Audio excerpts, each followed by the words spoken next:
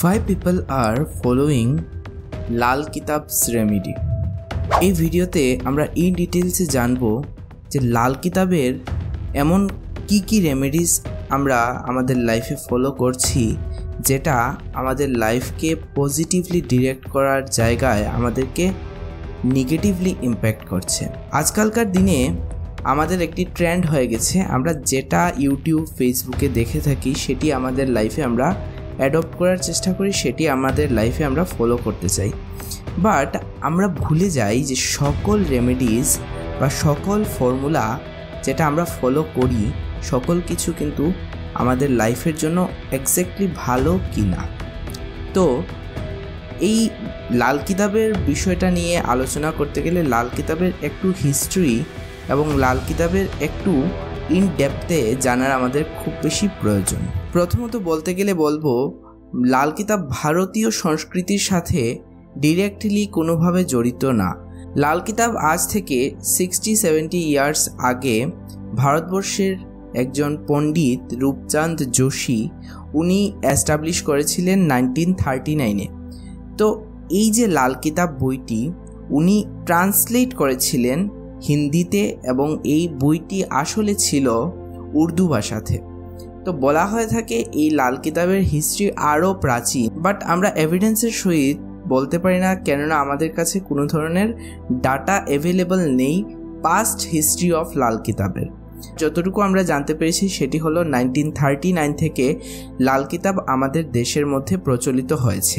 লাল কিতাব actually western astrology and বৈদিক তান্ত্রিক এবং সকল ধরনের অ্যাস্ট্রোলজিক্যাল যে একটা মার্জ করে একটি বই রূপচাঁদ যোশী 1939-এ ফার্স্ট ওনার বই যেটা আছে ওইটা পাবলিশ করেছিলেন। তারপর 1945 পর্যন্ত উনি 5টা যে বই আছে 5 ভলিউম অফ বুকস উনি প্রডিউস করেছেন 1939 থেকে 1945-এর মধ্যেকার যে সময় ছিল এই টাইম ফ্রেমে। লাল কিতাব বৈদিক যে ট্র্যাডিশনাল অ্যাস্ট্রোলজি আছে সেটির সাথে কোনোভাবে কানেক্টেড না। বৈদিক ট্র্যাডিশনাল অ্যাস্ট্রোলজিতে দশাচক্র দেখা হয়, অন্তর্দশা দেখা হয়, ভাব বিচার করা হয়, D1 থেকে D24 চার্টস পর্যন্ত ইন ডেপথে অ্যানালাইসিস করা হয়।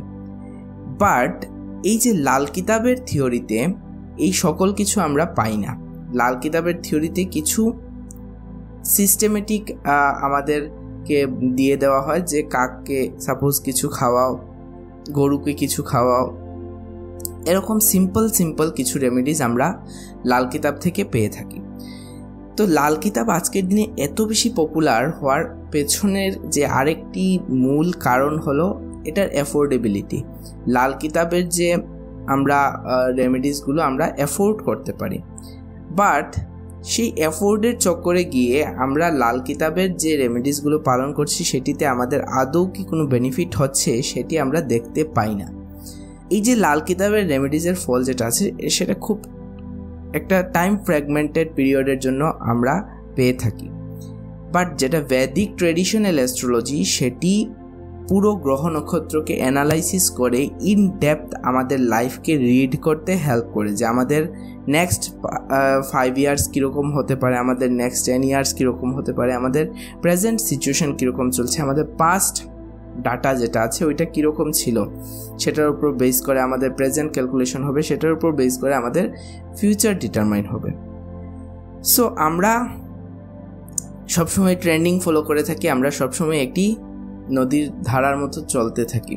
বাট এই ধারার মতো চলতে গিয়ে কোনো সময় আমরা এমন কিছু কাণ্ড করে বসি যেটাতে আমাদের লাইফ আরও বেশি কমপ্লিকেটেড হয়ে যায়, আমাদের লাইফের প্রবলেম কমার থেকে প্রবলেমটা বাড়া আরও বেশি স্টার্ট হয়ে যায়। লাল কিতাবের কিছু রেমেডিস আছে যেগুলো রেমেডিস অবশ্যই সবার করা উচিত, সেটি একটা জেনারেল গাইডেন্স অ্যান্ড যেটি করলে সবার ভালো। সাপোজ আপনি গরুকে রুটি খাওয়ালেন, সাপোজ আপনি কাককে কোনো কিছু খাওয়ালেন, ধরুন আপনি কোনো ধরনের পশুকে খাওয়ালেন, আপনি পাখিকে খাওয়ালেন বা কোনো গরিব লোকজনদেরকে আপনি হেল্প করলেন, সেটি ওভারঅল পার্সপেক্টিভে ভালো, সেটি সবার জন্য অ্যাপ্লিকেবল। অ্যান্ড এটা যদি আপনি লাল কিতাবের ফর্মুলা ফলো করে চলেন তাহলেও সেটি আপনি করতে পারবেন। যদি আপনি লাল কিতাবের ফর্মুলা ফলো করেন না তাহলেও আপনি সেটি নিজের জীবনে অ্যাডপ্ট করতে পারেন, যাতে আমাদের যে কার্মিক বন্ডেজ আছে সেটি থেকে আমরা একটু ওভারকাম করতে পারি। ভেদিক অ্যাস্ট্রোলজি মূলত past life, present life and future লাইফকে ডিনোট করে, আমাদের যে রিইনকার্নেশন প্রসেস আছে সেটিকে ডিনোট করে ভেদিক অ্যাস্ট্রোলজি কাজ করে থাকে। বাট লাল কিতাব সেটিকে ফলো করে না। লাল কিতাব স্ট্রিক্টলি ভেদিক সিস্টেমের এগেনস্টে কাজ করে। লাল কিতাব কিছু ট্রিক্স দেওয়া থাকে, লাল কিতাবে আছে, বর্ণিত আছে। তার মধ্যে আর একটি টিপস হলো যে ফ্যামিলির, আপনার ঘরের মধ্যে আপনার যে বাথরুম আছে, বাথরুমের মধ্যে আপনি একটু যে সন্দুক লবণ আছে, লবণ আপনি বাথরুমে রেখে দিন, অ্যান্ড 1 উইক পর বাথরুমের যে লবণটা আছে আপনি ওয়াশ করে নিন। এরকম আরও অনেক ধরনের নিয়ম আছে। তো কি হয়, এইগুলো নিয়ম আমরা যখন না জেনে ফলো করি তখন আমাদের লাইফে হিউজ ডিস্ট্রাকটিভিটি ক্রিয়েট হতে পারে।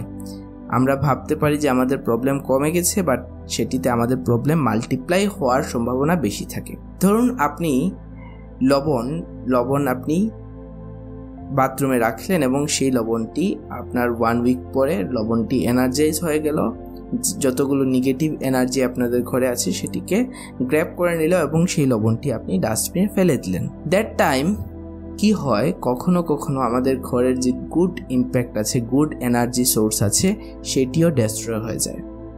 অ্যান্ড দ্যাটস ওয়াই আমাদের লাইফে এটার পর থেকে যে প্রবলেম আছে সেটা মাল্টিপ্লাই হতে শুরু করে। এরকম আরও অনেক রুলস বলা হয়েছে, যেরকম নীল কাপড় দান করার জন্য, কালো বস্ত্র দান করার জন্য। যদি আপনারা ভুলেও এই ধরনের টিপস ফলো করে থাকেন বা আদার্স যেগুলো লাল কিতাবের টিপস যদি আপনারা ফলো করে থাকেন without knowing the consequences of this, then আপনারা কিন্তু একটা অনেক বড় প্রবলেমের মধ্যে পড়তে পারেন। সেজন্য আই অলওয়েজ প্রেফার যে আপনার ভেদিক অ্যাস্ট্রোলজি, ভেদিক সিস্টেমকে ফলো করুন।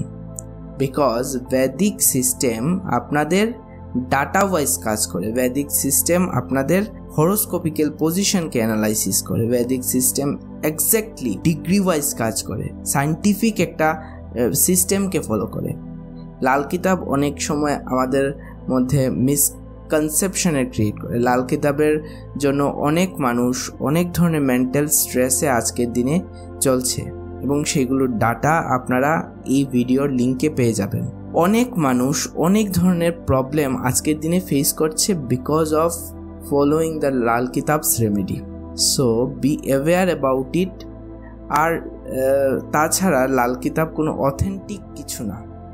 যেরকম ভেদিক অ্যাস্ট্রোলজি অথেন্টিক, আজ থেকে 2000-2500 বছর আগেকার এই ট্রেডিশন আজকের দিনের না। অ্যান্ড এটা ভেদিক সিস্টেম, অ্যান্ড ভেদা ইজ অলওয়েজ কারেক্ট, ট্রুথ। বেদাকে বলা হয়েছে ট্রুথ। তো বেদ যেহেতু truth, the Vedic system is always truth, but the system which is following in today's life is not exactly correct. So আপনারা কি করবেন, লাল কিতাবের ফর্মুলা যদি আমি বাদ দিই তাহলে আপনারা কি করতে পারেন নিজেদের ঘরে। লাল কিতাবকে যদি আপনারা বাদ দেন তাহলে কিছু সিম্পল ভেদিক সিস্টেমেরও টিপস আছে যেটি আপনারা আপনাদের ঘরে ফলো করতে পারেন, যেটিতে আপনাদের রেজাল্ট আসবেই। যেমন ধরুন আপনারা হনুমান চালিসা পাঠ করলেন, যেমন ধরুন আপনারা সূর্যকে অর্ঘ্যদান করলেন, স্নান করার পর একটু হাতের মধ্যে জল নিয়ে সূর্যার্ঘ্য দিলেন, পূর্ণিমার রাতে আপনারা চন্দ্রকে চন্দ্রার্ঘ্য দিলেন। এরকম করে ইচ অ্যান্ড এভরি যে গ্রহ আছে প্রত্যেক গ্রহের জন্য আমরা বিভিন্ন ধরনের ছোট ছোট টোটকা ইউজ করতে পারি। যদি আপনাদের সেই সকল টোটকা আপনাদের প্রয়োজন হয় তাহলে আপনারা নিচে কমেন্ট করে জানাবেন অবশ্যই।